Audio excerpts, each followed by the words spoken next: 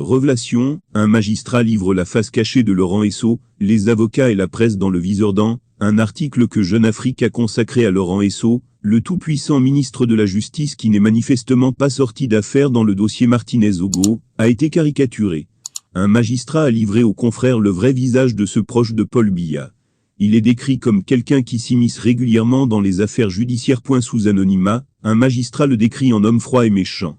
Cette réputation peu flatteuse le poursuit jusque dans les prisons camerounaises, où plusieurs hommes politiques embastillés lui attribuent directement la responsabilité de leur malheur. Il tient les parquetiers d'une main de fer. Mais aussi les juges des cours et tribunaux, dont la carrière dépend du Conseil supérieur de la magistrature, CSM. C'est cette instance qui décide des mutations des magistrats, de leur promotion et des passages de grade sur des critères totalement aléatoires. Plusieurs justiciables ont dénoncé, sans preuve, de graves immixtions de la chancellerie dans l'énoncé des décisions de justice. À les croire, certaines affaires sensibles sont tranchées en dehors des tribunaux, les décisions rédigées au ministère et lui in extenso par les juges du siège. Esso, lui, ne fait rien pour démentir ses détracteurs. Pire, il conforte cette légende noire. Ainsi a-t-il été capable d'éconduire sans prendre de gants un ex-responsable de l'appareil sécuritaire, qui avait demandé à le voir pour plaider la relaxe de sa fille, fonctionnaire au ministère des Finances, en détention provisoire dans une procédure au long cours.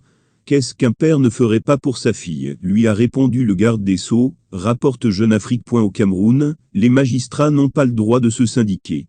La moindre velléité d'indépendance est réprimée. Les avocats ne sont pas mieux considérés. La crise anglophone a commencé par une grève des avocats. Ceux-ci avaient essayé de le rencontrer. Il n'a pas voulu. Et lorsqu'ils sont descendus dans la rue, la manifestation a été chargée par les gendarmes. On connaît la suite. La presse n'a pas davantage ses faveurs.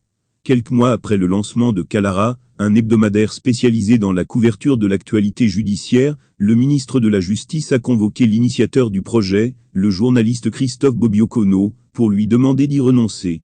Refus du journaliste, qui est parvenu à développer l'hebdomadaire malgré l'hostilité ambiante.